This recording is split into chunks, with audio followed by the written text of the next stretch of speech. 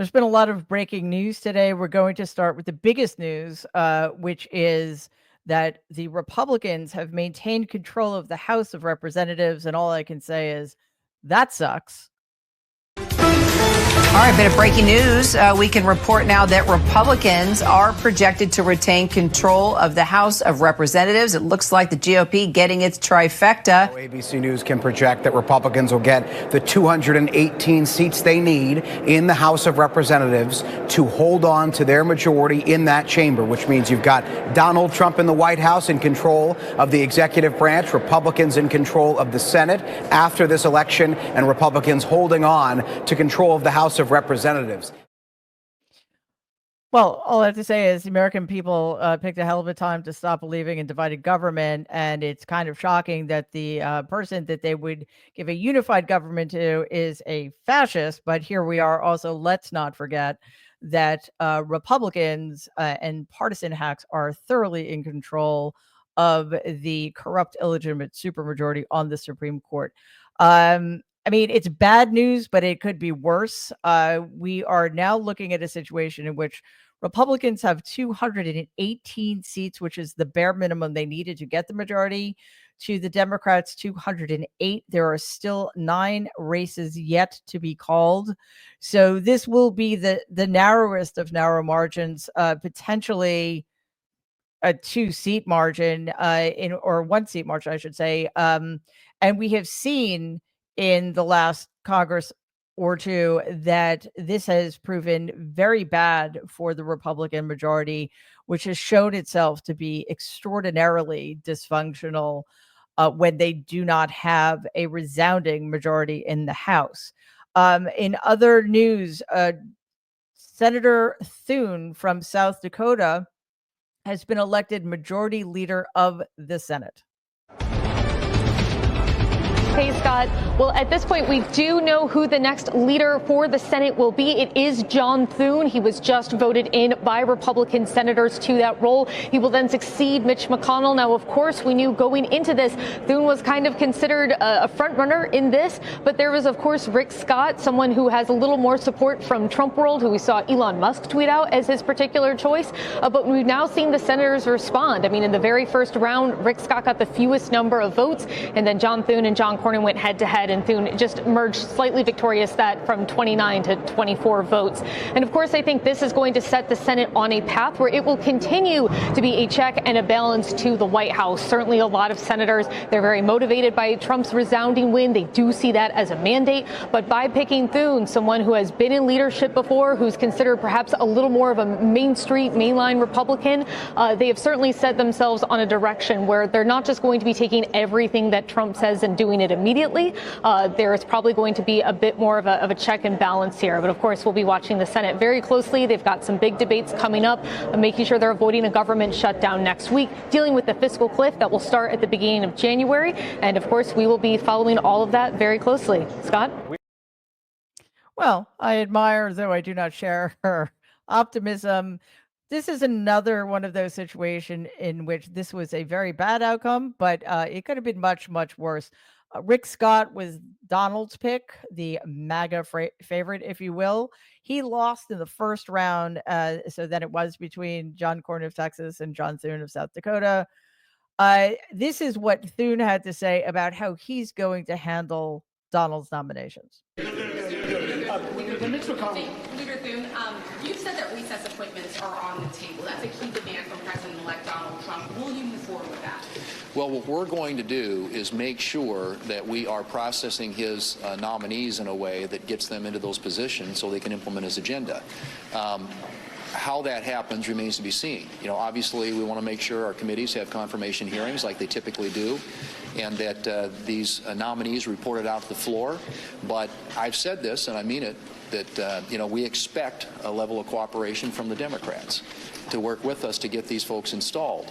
And obviously, we're going to look at explore all options to make sure that they get moved and that they get moved quickly.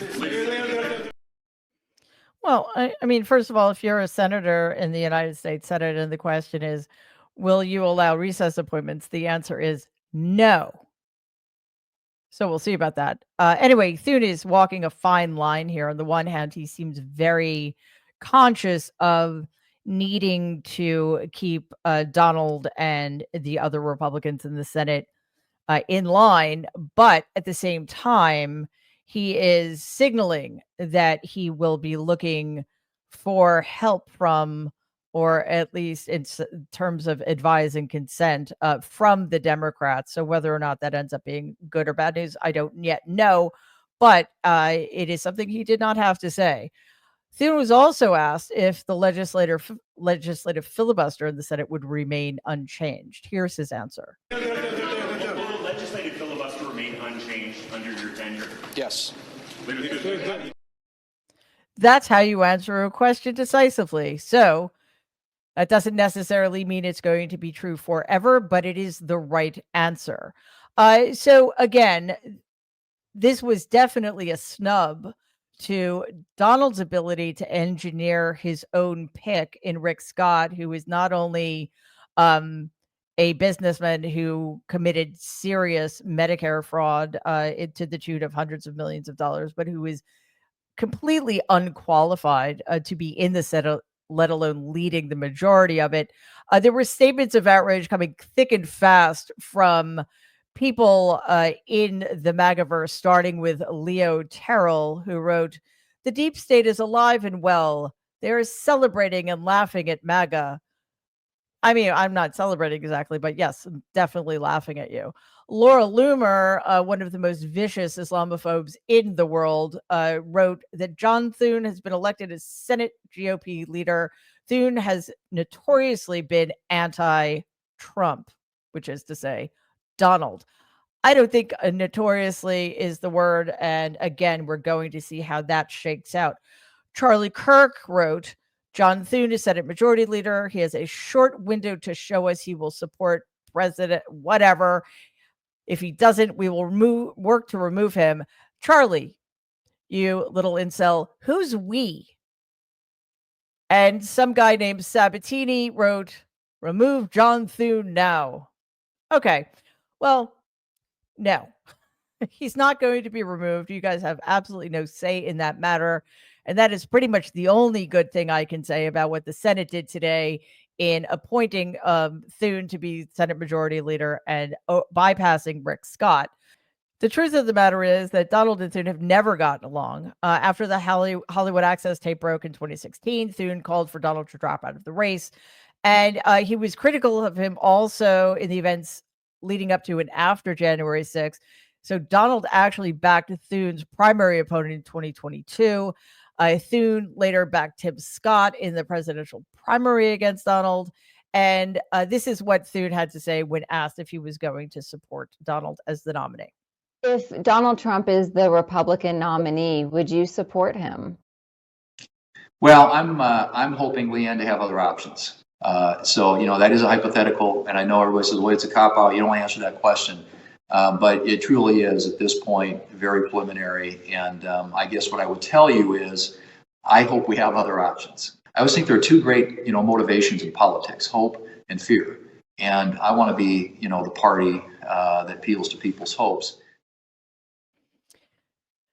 Okay, that's great. But I think it's important that we remember all of the Republicans who lined up against Donald across the years. People like Marco Rubio, Ted Cruz, Lindsey Graham. There's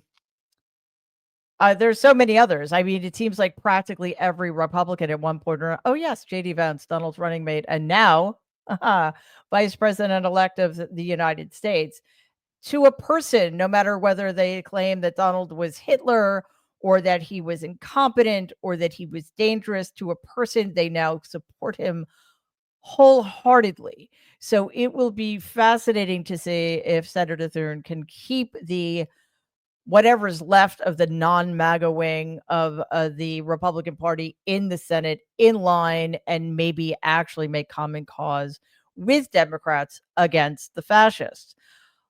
Donald continues to nominate the worst among us for key cabinet positions and positions in the government.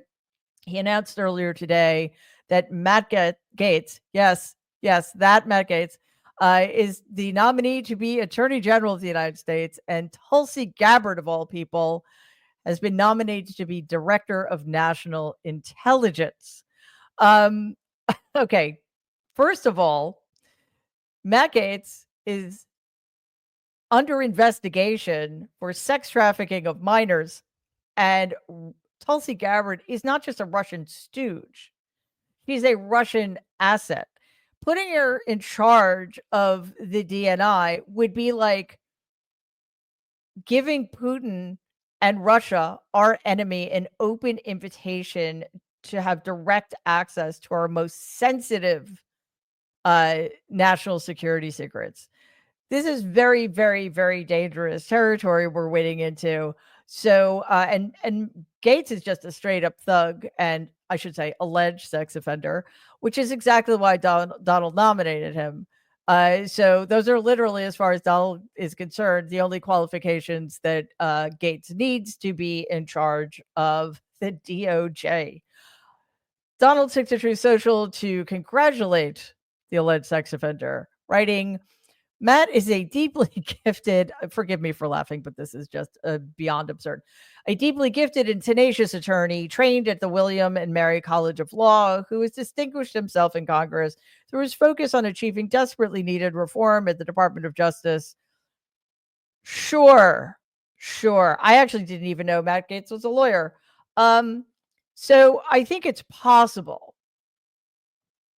Check me when we know, but it's possible that some of these appointments is that they're so bad, the Senate, even this Senate, won't be able to confirm them, which will make it easier for them to do everything else Donald wants. So it also suggests a very obvious reason why Donald wants to have the power to make recess appointments, right?